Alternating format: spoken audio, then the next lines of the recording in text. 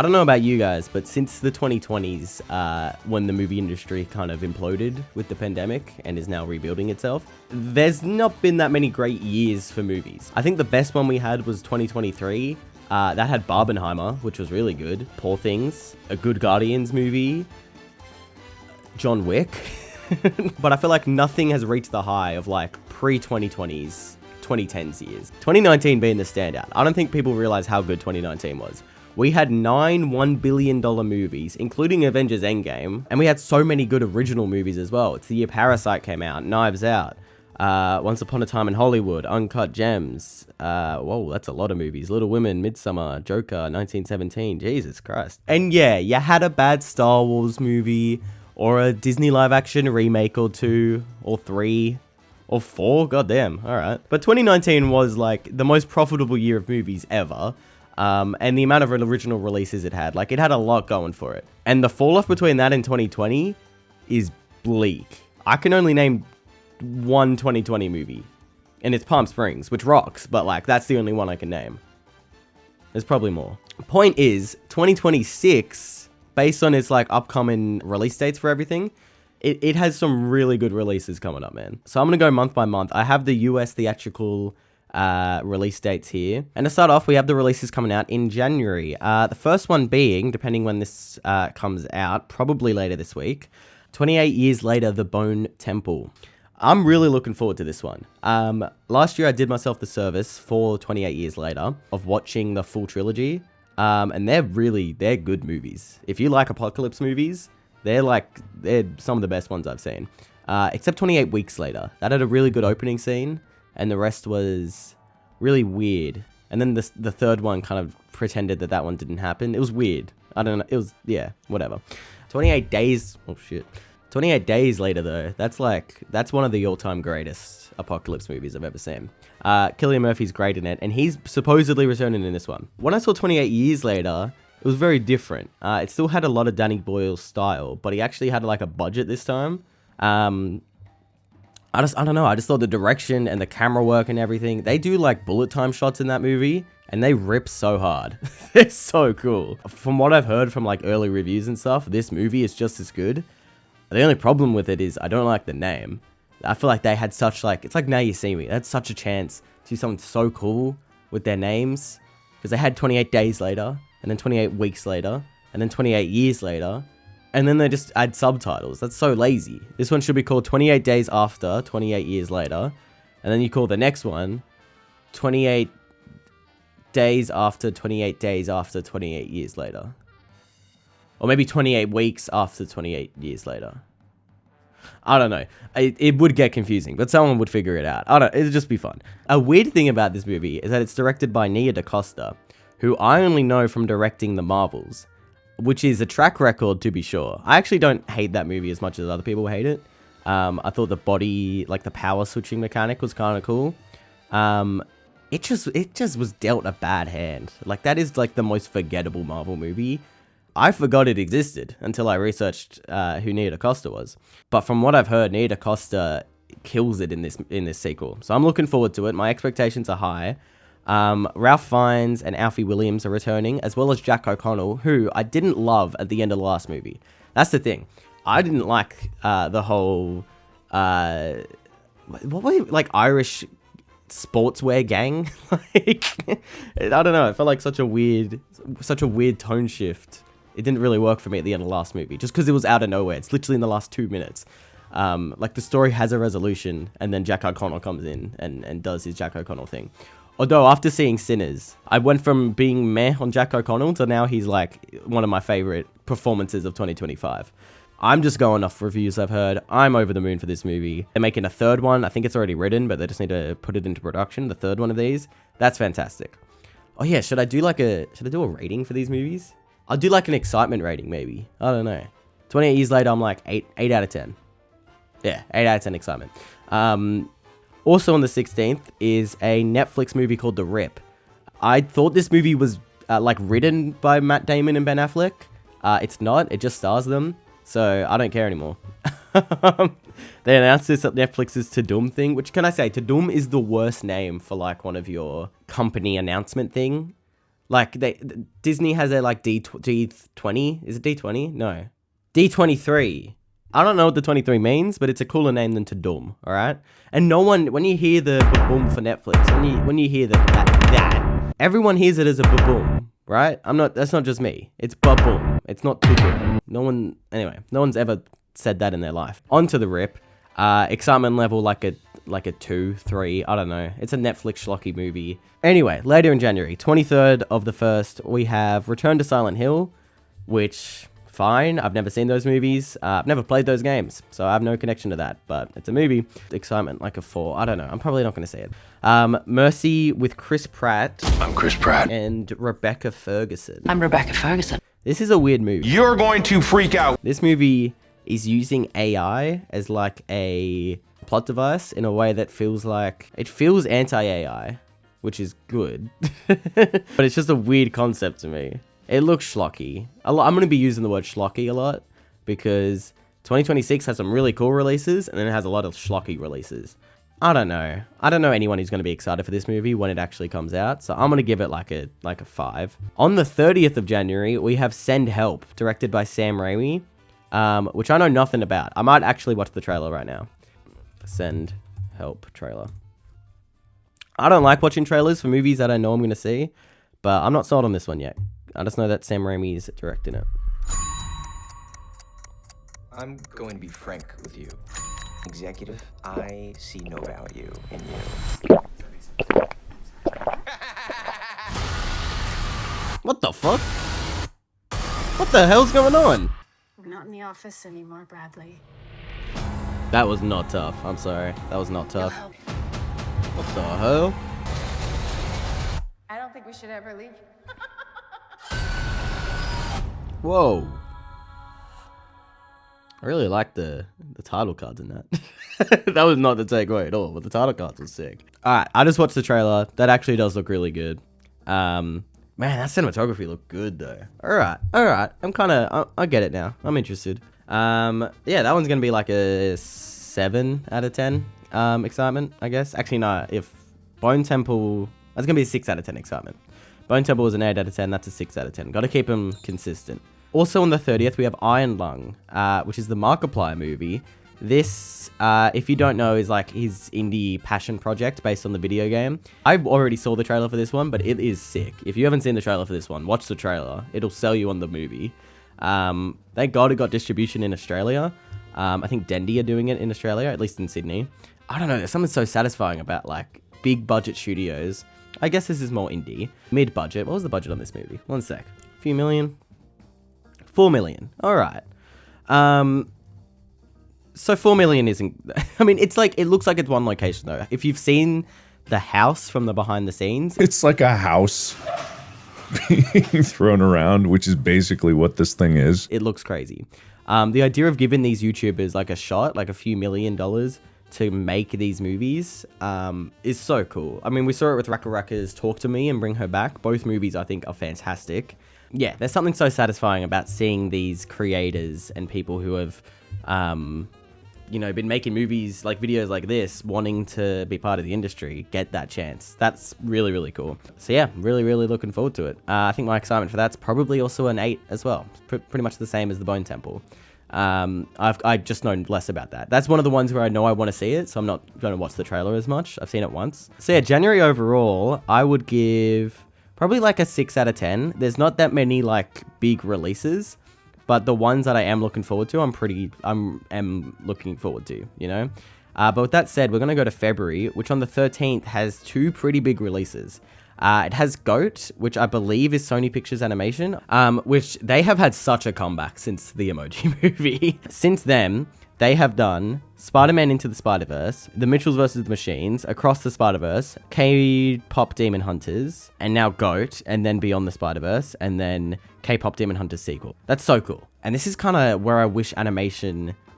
Spider-Verse did have ripples across the industry. We sort of saw that with Teenage Mutant Ninja Turtles. But besides that, I really wish that like other studios, like Pixar especially, got the hint that like the reason why audiences are only showing up for sequels is because the animation, it's just not interesting enough. Spider-Verse had such an interesting take on animation and such a love for the medium. Whereas I feel like other than Soul, a lot of Pixar movies, they are doing stellar animation. If you watched Elio, a lot of the sci-fi animation in that is amazing, even though the best shot was only in the trailer, but whatever. It lacks that like it factor of the animation that just makes your eyes glued to the screen. Because there's a reason the only animated movies that are doing well are these movies and the sequels to legacy things. Anyway, point being, this movie looks fantastic. It looks really funny. I'm not going to rewatch the trailer because I'm really, really excited for this one. And it also stars Caleb McLaughlin, who I think out of the Stranger Things cast is one of my favorite actors. So I'm looking forward to GOAT. Coming out the same day, also on the 13th, is Wuthering Heights, which is the new Emerald Fennell movie. Or Emerald Fennell, I don't know how you're meant to pronounce it. If you don't know, she directed Saltburn, which I liked. I did like it a fair bit. I feel like people on TikTok really, really overhyped it. They tried to make it sound like it was an Ari Aster movie or like a Yorgos Lanthimos movie or something. And I did like the themes of it at the end and stuff. I just felt like it was a little bit overhyped. This movie though, Wuthering Heights, is based on a book. Apparently, I haven't read it, but it stars Margot Robbie and Jacob Elordi again. He's been an interesting actor recently. He was in Frankenstein as well, which I didn't see, but apparently he was great. And he was Elvis, right, in the Priscilla movie, which I also didn't see, but I heard he was great in it. I only know him from Euphoria, really, but he's one of those actors where I feel like he will have a pretty strong career afterwards. And he's Australian, so Jacob Elordi's mine, all right? But no, it also has Margot Robbie, who, I don't know the last movie she was in since Barbie. Has she been in a movie? Margot Robbie. Oh yeah, she was in that Big Bold Beautiful Journey movie. It really is her first movie since Barbie, besides that Big Bold Beautiful whatever. She's also in an Ocean's 11 movie? That's crazy. And it also stars Owen Cooper, who is like the kid actor right now. I've only seen him in Adolescence, but if you haven't seen that show, which like everyone was talking about it, so you probably have, he is shockingly good in that show, shockingly mature. I think it was like 13 when he did it or something. It was insane. But to have him in like a actual movie so quickly, I hope more studios capitalize on Owen Cooper. So really excited for him. I'd put Wuthering Heights, I don't know if I rated GOAT, but I'd put that at like a 7 out of 10. Wuthering Heights, I'd also put it a 7 out of 10. Also on the 13th, there's some other movies. There's Crime 101, which has, you know, average Hollywood cast, but it looks alright. There's Good Luck, Have Fun, Don't Die, which if you haven't seen the trailer, it looks like a very, very fun Sam Rockwell comedy. And there's Cold Storage, which is a Joe Keery movie. He has weird hair in it. And then on the 27th, we have Scream 7, which is a franchise I'm not connected to at all. Overall, February is probably like another 6 out of 10 or something. To be fair, for February, these are a lot of releases. But that brings us on to March. On the 6th of March, starting off strong with The Bride, which I mainly know as the movie that John Mulaney turned down. John, in anticipation of our conversation, attached, please find the untitled Maggie Gyllenhaal project. Written and to be directed by Maggie Gyllenhaal. That makes sense. There is no script available at this time. Okay, I'm listening. Please use the attached sides to put yourself on tape for the role of young cop. I actually don't know much about this movie either, so I will watch the trailer. The Bride official teaser. Oh, Jesus. Was I just the same? Whoa. Damn. This is like substancy editing. I can't remember. Damn. Monstrous. Alright. Yeah, my excitement for that's like an 8 out of 10 now. That looks really stylized, really fun. That's what I want more movies to be, man. That's like the substance effect or something. That's really cool. I have a stupid grin on my face. Also on the same day, on the 6th, is Hoppers, which, this is the Pixar problem I was talking about. This movie looks generic as hell. The premise of this movie is generic as hell. I don't know. I feel like Pixar used to be so good. What happened? What happened, Pixar? The animation isn't bad. I mean, it's Pixar. Obviously, the animation's good. Just the style, man. I don't know. I feel like you can't really do... AI can't replicate a Spider-Verse style in a way that's indistinguishable the same way that the Pixar one was. It's still a Pixar movie. I really liked Elio. I really liked Luca. Like, the original movies are still good, but my excitement's like a 5 out of 10 for Hoppers. On the 20th, we have Project Hail Mary, which I am really excited for. This is directed by Lord and Miller. I know we're just talking about Spider-Verse and stuff. They wrote those movies, as well as like the Lego movie and Cloudy with a Chance of Meatballs. Like, you know their work. But they didn't write this movie, which I find interesting. It's based on a book. Apparently the trailer spoils like a big part of the book. And now I know that spoiler, and I know that it's a spoiler, and I would have forgotten it unless people didn't tell me. But it still looks like a great movie. It's an original movie, so I don't think it'll do that well financially.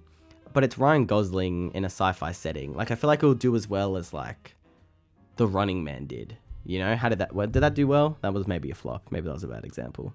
Oh, that movie did not do well at all. No, bad example. I don't think it'll do that bad. I think it'll do about as well as The Martian, maybe. How did The Martian go?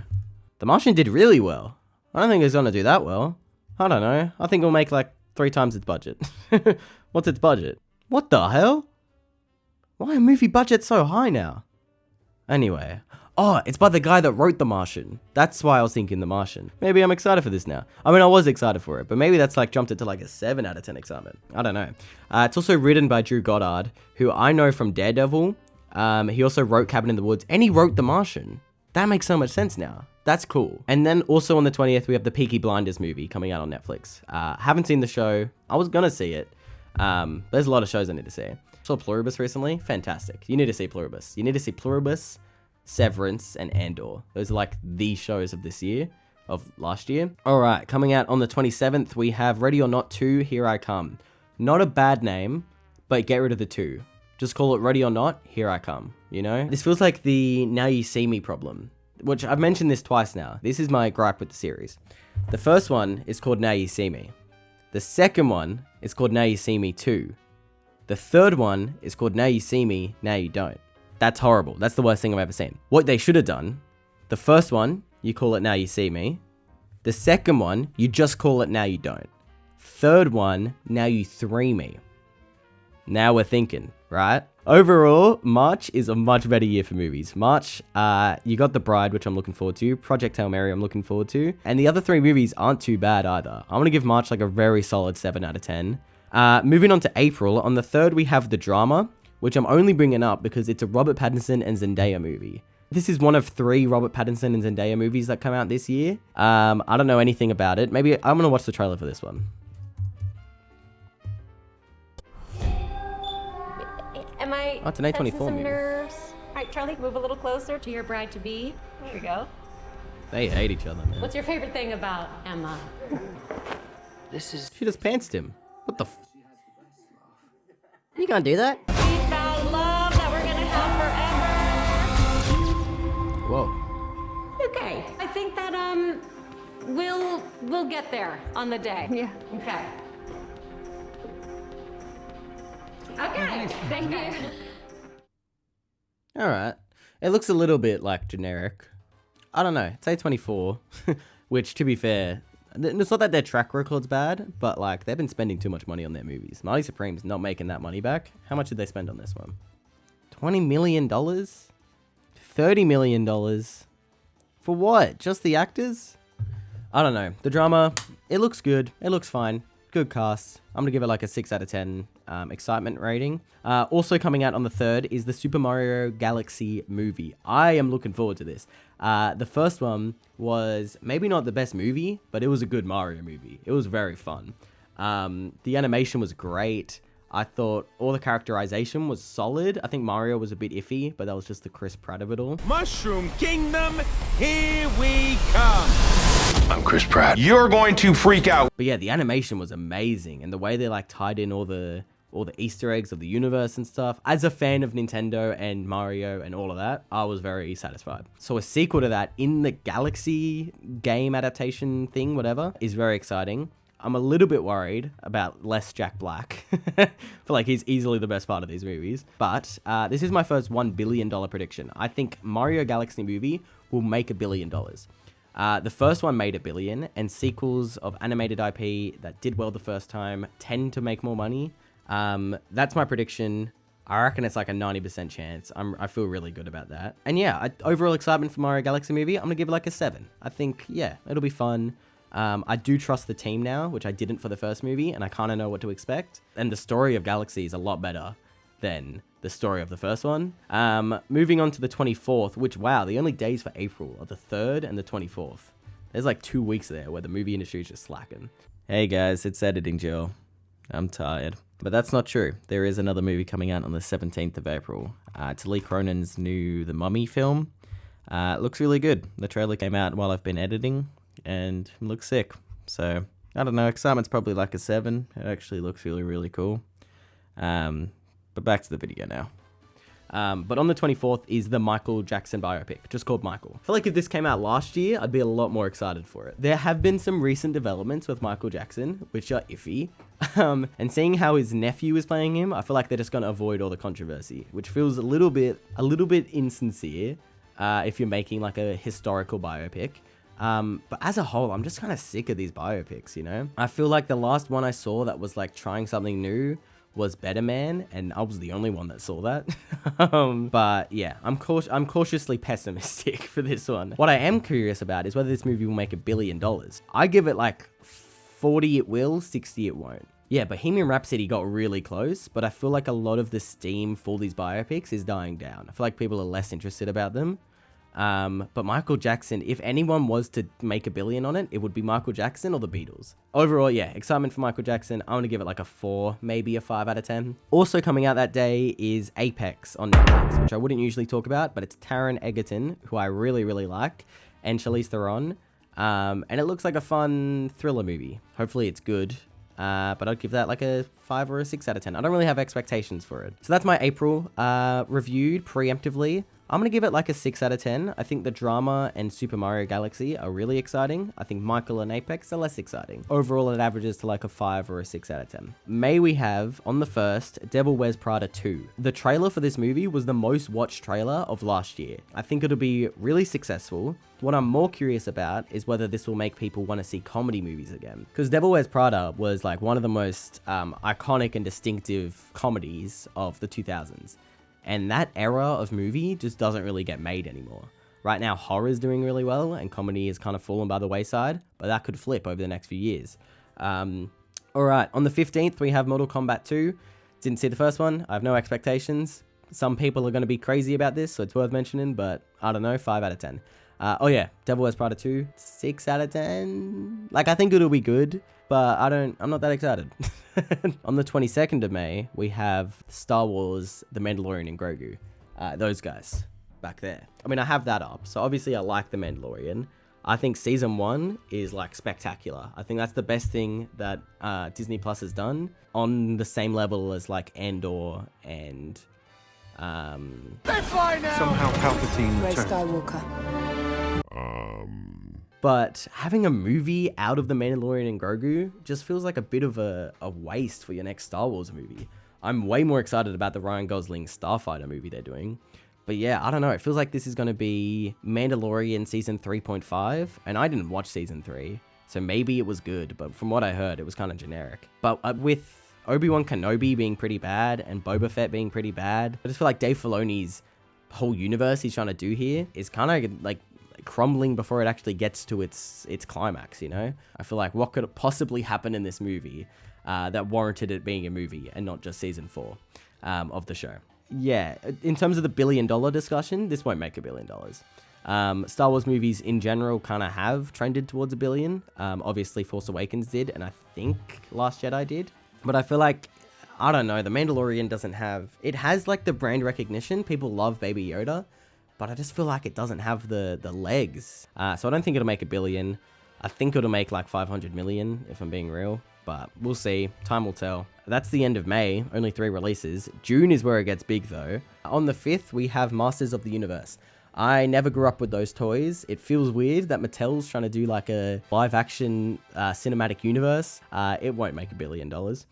On the 12th, we have Disclosure Day, which is the new Steven Spielberg movie. All I really know about this movie is that the cast is pretty cool. Steven Spielberg directing, who I love his original movies. Billionaires are bad, but Steven Spielberg makes some pretty good movies. The cast includes Emily Blunt and Josh O'Connor, which are 2 of like the most interesting actors right now. I feel like Emily Blunt has never done a bad performance. She's always been great in everything she's in. I love her in Edge of Tomorrow. I love her in Oppenheimer. Like, she's just in so many solid, really, really good movies. Josh O'Connor, he is amazing in Challenges. He was even more amazing in the new Knives Out movie. So both of them I'm really, really excited for. I am going to watch the trailer for this one, though. Does it have a trailer? Yeah, it does. 3 weeks ago. Awesome. If you found out we weren't alone.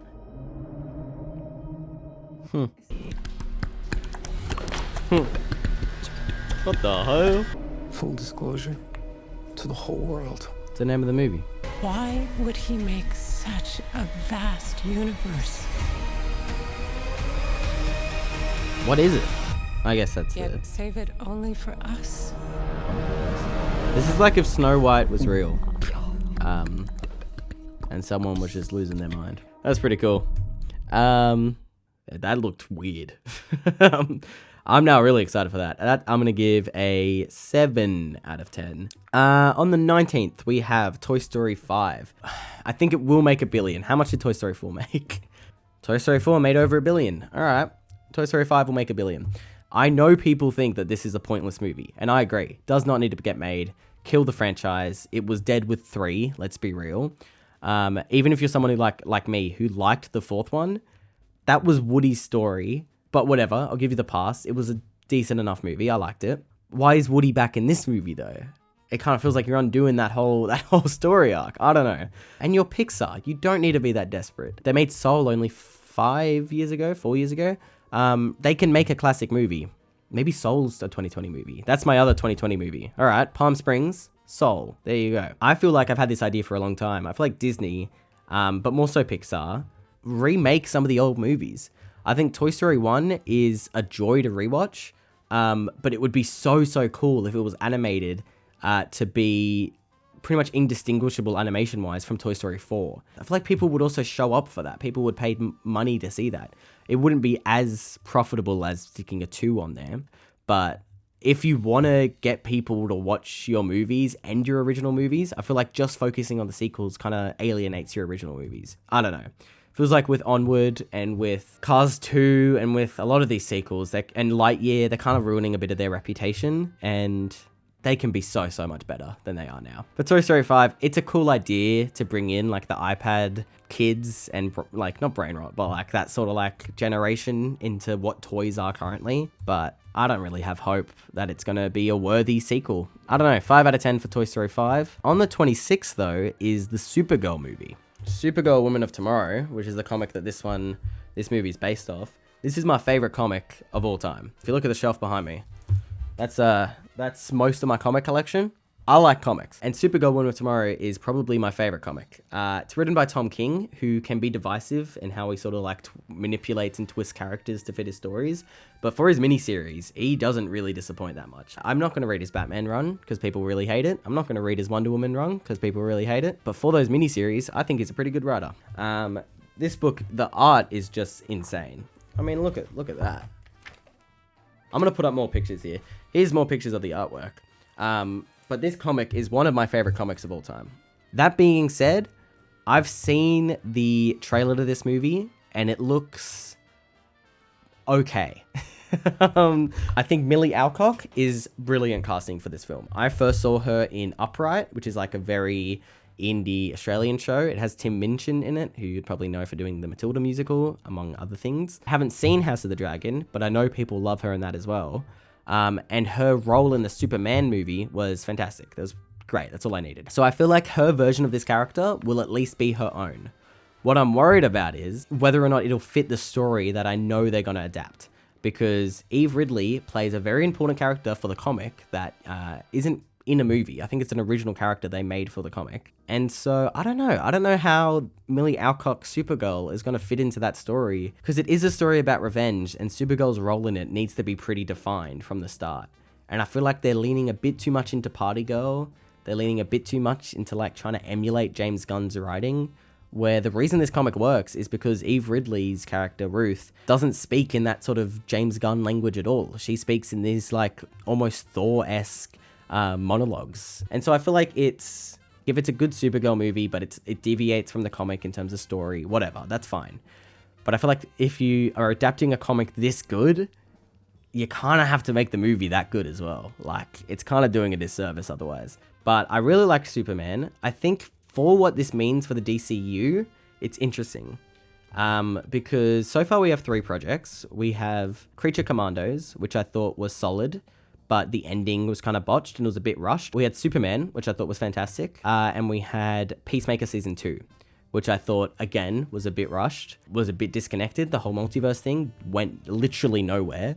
I don't know, the ending didn't work for me. So I feel like we're 1 for 3 in terms of projects I really, really liked. But Supergirl really needs, like, I don't know if Lanterns is coming out before this, but Supergirl really needs to prove the DCU, because we're going to be getting Superman, then Supergirl, then next year Superman 2. Like, I feel like you don't want people to be Supermaned out and like ditch the DCU before it even begins. Before I saw the trailer, my excitement was like an 8 or a 9 out of 10. Now it's like a 7 to 8 out of 10. It also has Jason Momoa as Lobo in it, which is going to be really cool. This movie won't make $1 billion.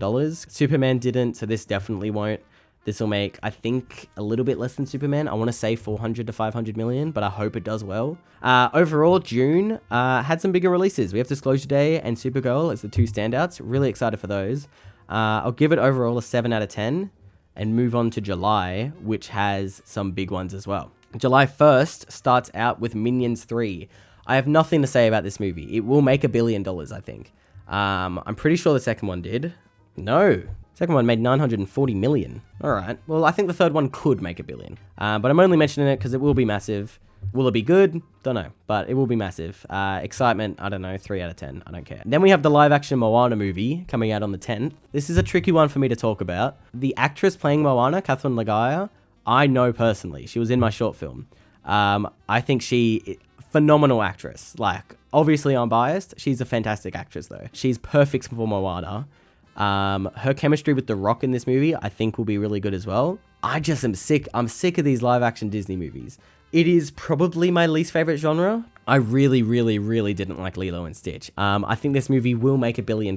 I think if Lilo and Stitch did it, and if Moana 2 did it, that's enough evidence to me that this will make $1 billion. Whether it should, I don't know, because I feel like we're going to get these Disney live-action remakes for so many more years to come. I mean, they started doing sequels to them with the Mufasa movie, and if they're the only live-action movies that Disney has the confidence to make now, then that's really unfortunate. My excitement for Katie Legaya being in more movies, 10 out of 10. She's a fantastic actress.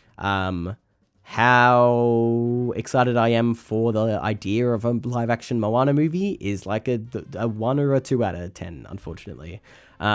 Maybe that evens out somewhere, but those are my thoughts. On the 17th, we have The Odyssey, new Christopher Nolan movie. This movie might make $1 billion, I think, based on the fact that Oppenheimer got really, really close, and the cast of this movie is the most impressive cast of the year, besides the obvious most impressive cast of the year. For an original movie, this is the most impressive cast, by far. I had the privilege of seeing the 6-minute preview for Avatar in IMAX, the Trojan Horse preview they did.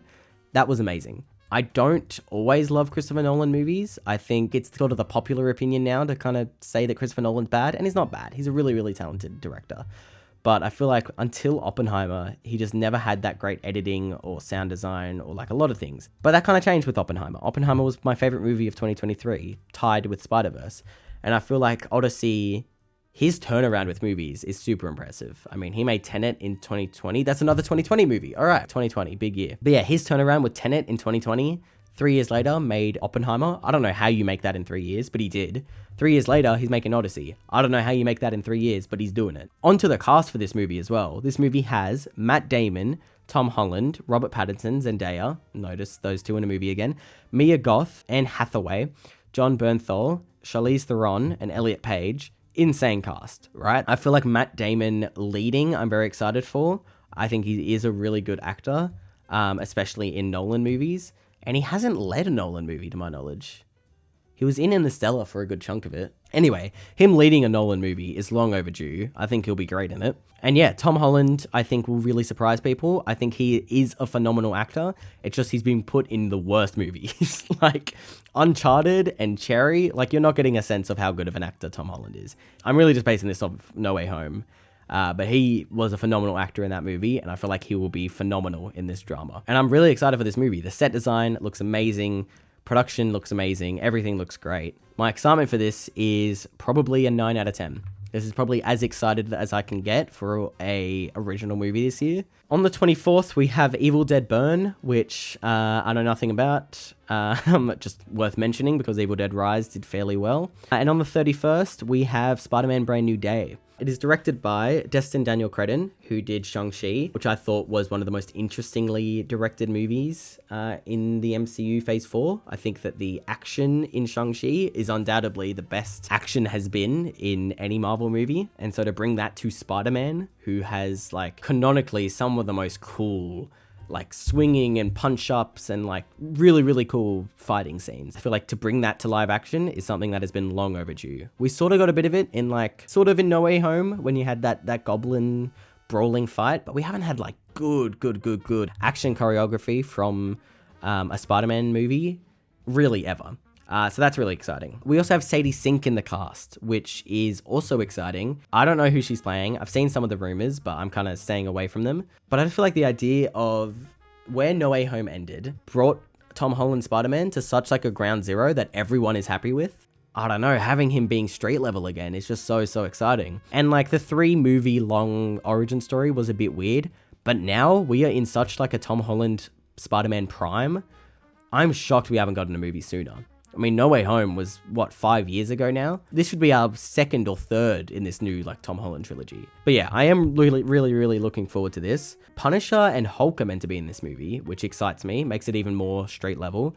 And Michael Mando's Scorpion, which if you've seen Better Call Saul, you like Michael Mando. So yeah, I'm really excited for this movie. I feel like it will maybe make $1 billion. Far From Home made $1 billion, but superhero movies as a whole have been in a bit of a decline, especially last year. But I feel like if any IP is going to make $1 billion, it's going to be Spider-Man or Avengers. More so Avengers, but it's going to be Spider-Man. Yeah, I'm overall pretty excited for this movie.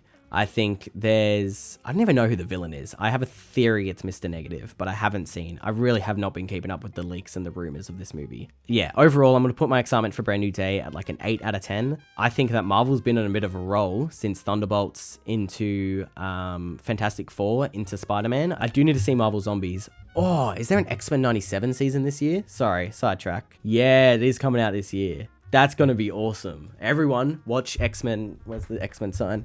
Watch X-Men 97, please. It is really good. Okay, hell yeah. I'm excited now. Overall, I'll give July like a 7 out of 10, only because of Odyssey and Brand New Day. I'm just so excited for those. August, we don't have that many movies coming out in August. We have on the 21st, a Insidious spinoff called Threads.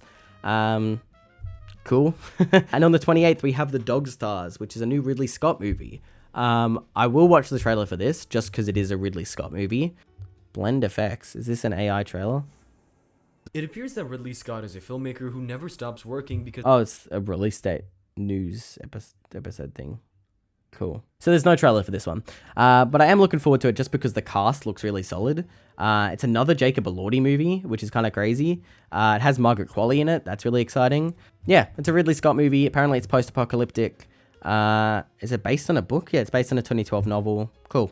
I'll watch it. Also on the 28th is Coyote vs. Acme. The only reason I'm mentioning it is because it was completed 3 years ago and is only getting released now.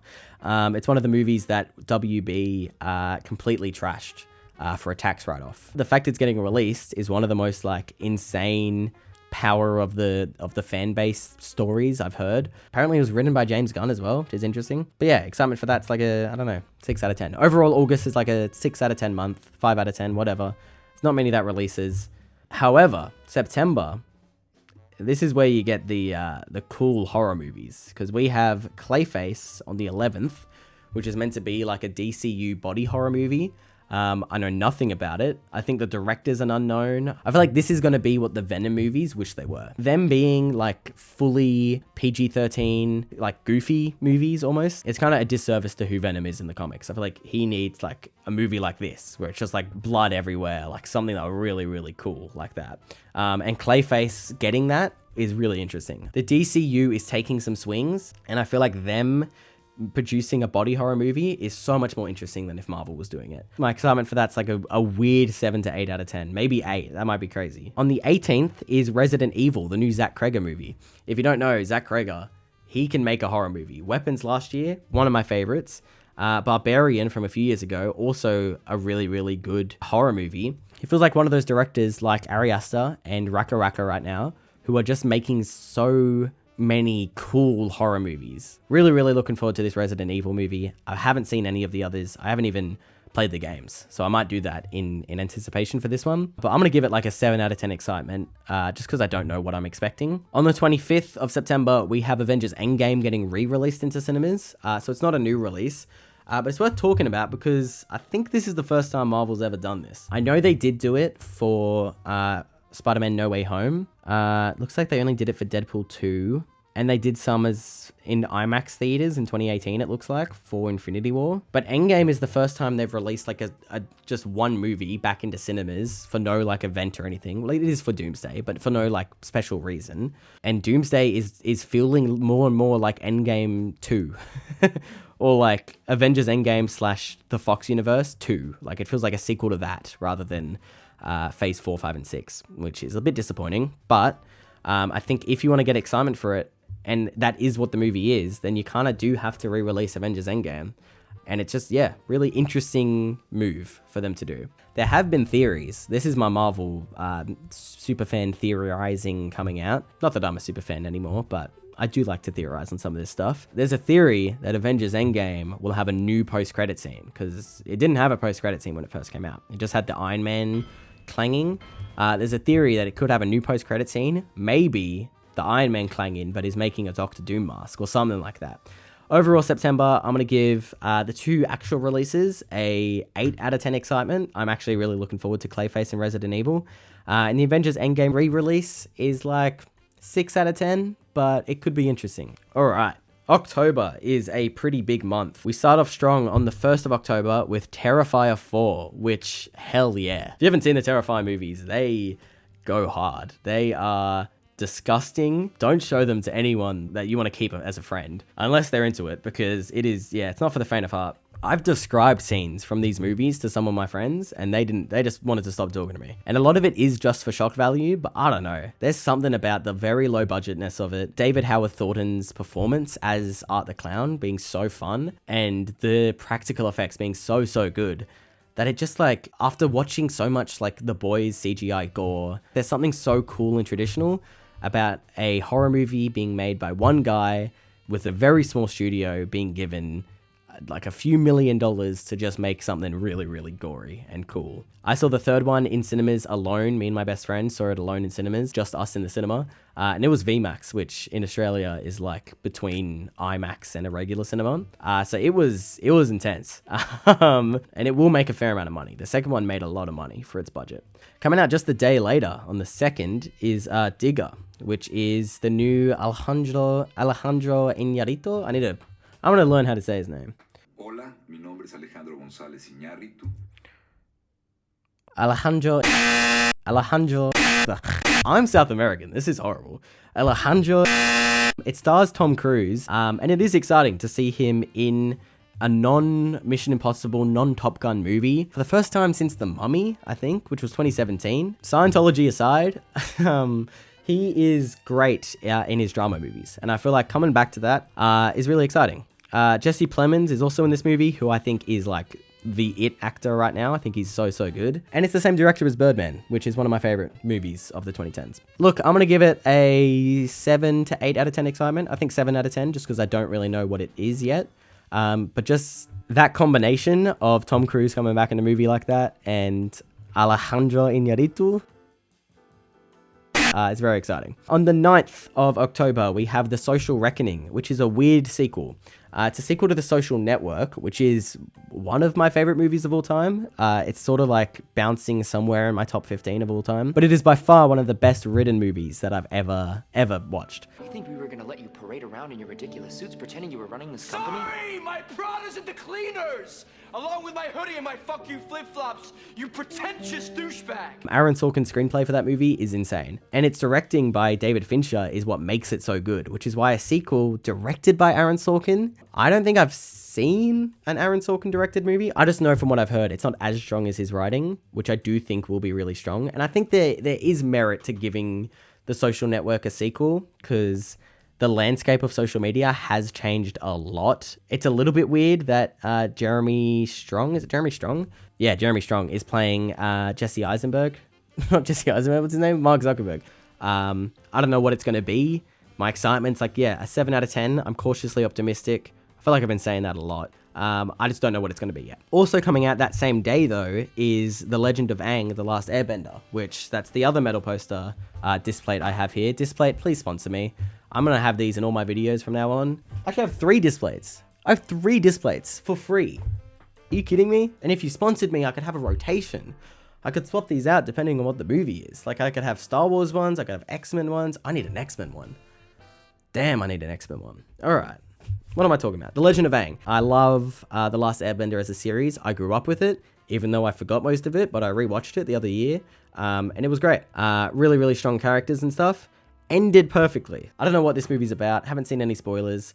I do know that Zuko's in it, and he's being voiced by Stephen Yeun, which is like maybe perfect casting. But yeah, I don't know. I feel like the animation will be amazing. I think it is the writers of the original series, which I am looking forward to, but a bit curious to what the story would be. Like, they need to introduce a new villain or something. What I'm not interested in is the fact that this is on Paramount Plus only. That is awful. The fact that Netflix is trying to take over WB is horrible for the cinematic experience.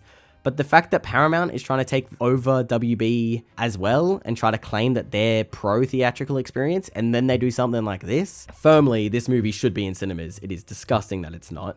But my excitement for it, I don't know. I'm going to give it like an 8 out of 10. I also don't like that they just had to throw in The Last Airbender into the title. Just call it The Legend of Aang. That's so tough. Moving on to the 16th, we have a Street Fighter movie starring Jason Momoa, which is cool. On the 23rd, we have Remain, which is the new M. Night Shyamalan movie. I wonder if a trailer has come out for this one. I don't think so. I feel like we're getting late enough in the year where trailers just haven't come out yet.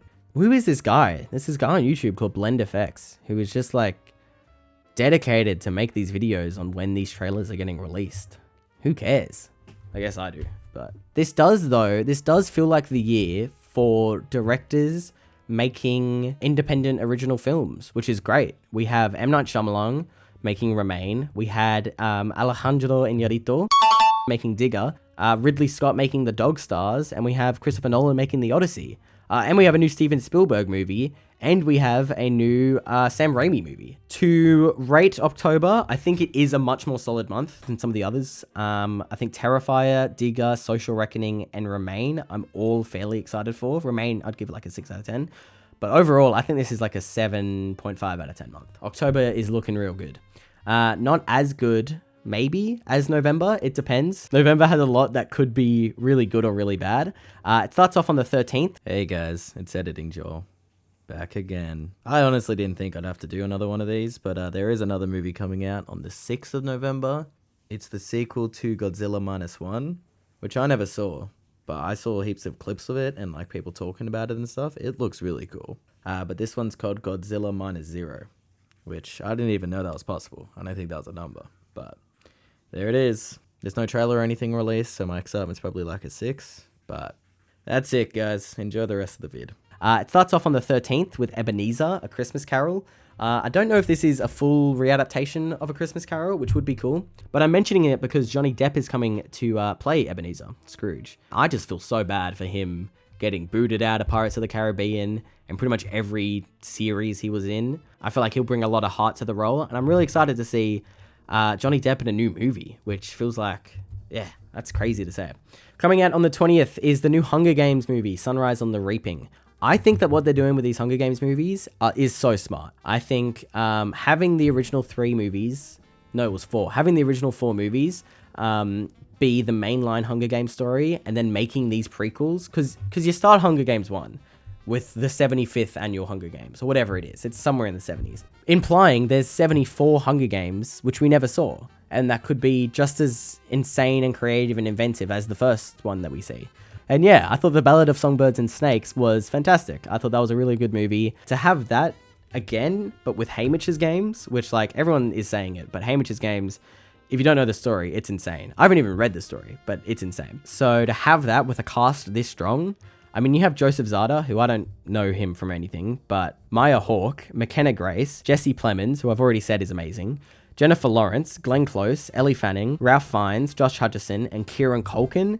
For all the series and IPs that have unnecessary sequels and prequels, Hunger Games is not that. And the fact that Suzanne Collins, I think is her name, the fact that she's writing these books for the movies, like to become movies, is really cool. I'm going to put my excitement for that at a weird 8 out of 10. I'm really looking forward to that movie. Then we have Madden, which is being released on Prime Video on the 26th of November. It's a Madden movie. I'm not looking that forward to it. However, it stars Nicolas Cage and Christian Bale. That's how you get me interested in a movie, is put Nicolas Cage and Christian Bale in the movie. Also on the 26th though, we have another streaming release, which is annoying, but it's Narnia. It's Greta Gerwig's Narnia movie. I love the Narnia movies. Narnia books, Narnia universe. I don't remember much from it, but I got read this book as a child, and it was like my introduction into fantasy as a genre. I don't know, I feel like it would be a weird amount of nostalgia, mixed with confusion. I realized in my book of this, it's not that long. There's every book in here. There's 7 books in here, in this. That's 7 books worth, and they're like 100 pages per book. So the fact they're even getting turned into movies is pretty crazy. I mean, they've already been turned into movies, but I remember specifically The Magician's Nephew. I really liked the book, and they never turned it into a movie. They only turned Lion, Witch, and the Wardrobe, and I think Prince Caspian, maybe another one, into a movie. And so I always wanted Magician's Nephew as a movie as a kid, and now I get it, even though I forget what happens in the story. And Greta Gerwig directing is very, very interesting. Obviously, she has such a good idea of production design after Barbie. You know, I feel like she can make any movie and people will be excited about it. And if this is what she wants to do, I think she's confirmed to make 2 movies. And depending how successful it is, they might do all 7. Hopefully it's good. Oh my gosh, I really need a good fantasy franchise right now. Narnia, I'm going to give an 8 out of 10 excitement for. Overall, I think November is a pretty good month. I think having Hunger Games and Narnia and Ebenezer and Madden, which I'm more loosely excited for, I think I'm giving it a strong 8 out of 10. Pretty excited for November. December, on the other hand, this is the big month. And it's only because of 2 releases, but we'll get to that in a sec. On the 4th, we have Violent Night 2. I don't know why I mentioned this movie, but we have Violent Night 2 on the 4th. And on the 12th, we have Jumanji 3. Cool. I'm really speeding past these movies because I want to get to the 18th of December. On the 18th, we have 2 movies being released on the same day, and they are massive. First one is Dune Part 3, or Dune Messiah, which is probably going to end up being called. Obviously, it's directed by Denis Villeneuve. Obviously, it's starring Timothée Chalamet, Zendaya, and Robin Pattinson. It's another duo between them. Heaps of great people. Rebecca Ferguson, Florence Pugh, Jason Momoa's back, Anya Taylor-Joy, all that stuff. I'm so excited for Dune Part 3. Dune 1 and 2 are my go-to sci-fi movies to recommend to people. I think that they are perfect sci-fi movies. 10 out of 10s. I haven't read the book, but I know that the third one does go a little bit weird. I know the later ones go very, very weird. But the third book, Messiah, or the second book, whatever, it's the third movie, will go a bit weirder in terms of story, but where the last one's ended, I feel like Denis Villeneuve has a plan for this third movie, and it is going to be great. But this movie is by far my most anticipated movie of the year. It is Dune Part 2, seeing that in IMAX for the first time was a life-changing sci-fi experience for movies. I didn't know a sci-fi movie could be that good. And it is. It is so, so good. Even the first movie's world building is amazing. But yeah, Dune Part 3, 10 out of 10 excitement. I'm so, so excited for this movie. It'll be really, really good. Will it make $1 billion? It's a maybe for me. It's 50-50. The first one didn't make $1 billion. The second one got close. The second one got $750 million. Whether the third one has enough brand recognition now to get that $1 billion, I don't know. I hope it does, because it's really, really good, this series at least. But if it does, we're looking for a good, profitable year for movies, because there's a few $1 billion predictions I've been making this video, and I feel good about most of them. Coming out the same day, also on the 18th of December, is Avengers Doomsday. The fact that neither of these movies have changed their release dates is insane. It feels like a game of chicken between Disney and Warner Brothers right now, but I feel like they will both come out on the same day. And if Barbenheimer was huge, Avengers Doomsday will be even huger. But yeah, talking about Doomsday specifically, I feel like everything that they've been teasing for this movie gets me more and more excited and confused and interested. But I don't know, I feel like bringing back Robert Downey Jr. as Dune was such a weird decision that I've now grown to kind of accept. But when they showed that teaser of bringing back Chris Evans, I don't like that at all. I feel like that's just desperate as hell. The Chris Hemsworth Thor teaser was great, and the X-Men teaser is what sold me. So now I'm like fully 50-50. Like, this movie's either going to be the best movie Marvel has come out with since Endgame. It's going to tie in a lot of Phase 4 and 5 and 6, even though it does feel a bit like Endgame Part 2, and hopefully bring back Marvel on a roll so that then they can do Secret Wars and bring the mutants into Phase 7, 8, 9. I just want a good mutant saga. The cast for this movie is insane. I can't even name the whole cast. I will, but I can't. It's Robert Downey Jr., Chris Evans, Chris Hemsworth, Patrick Stewart, Ian McKellen, Channing Tatum, James Marsden, Paul Rudd, Pedro Pascal, Vanessa Kirby, Eben Moss-Bacharach, Joseph Quinn, Anthony Mackie, Sebastian Stan, Simu Liu, Florence Pugh, Tom Hiddleston, Wyatt Russell, Alan Cumming, and Letitia Wright. How they are all in a movie, I don't know. Tom Holland isn't even announced to be in this movie. He's definitely in Secret Wars, but he's not announced to be in this movie yet. Benedict Cumberbatch hasn't been announced to be in this movie. There's so many people still that aren't in this movie, which is why I'm a little bit cautiously confused. I'm a little bit confused on what this movie's going to be. It's the Russo brothers directing, and they haven't done a bad Marvel movie before, but I don't know how much faith I have in it. I'll have to wait until more trailers come out, or until the actual movie comes out, or until I have more of a picture of the story or something. I feel like doing Doom this late Doom could be a whole phase. Doom could be a whole saga for Marvel. And the fact that he is being introduced and potentially defeated over the next 2 Avengers movies is ridiculous. No idea how it's going to tie together the new Avengers and the Thunderbolts, and I guess Thunderbolts are the new Avengers, and the Fantastic Four and the Young Avengers, whether they're doing that, and the X-Men, and there's so many questions I have. But if it's good, we're back.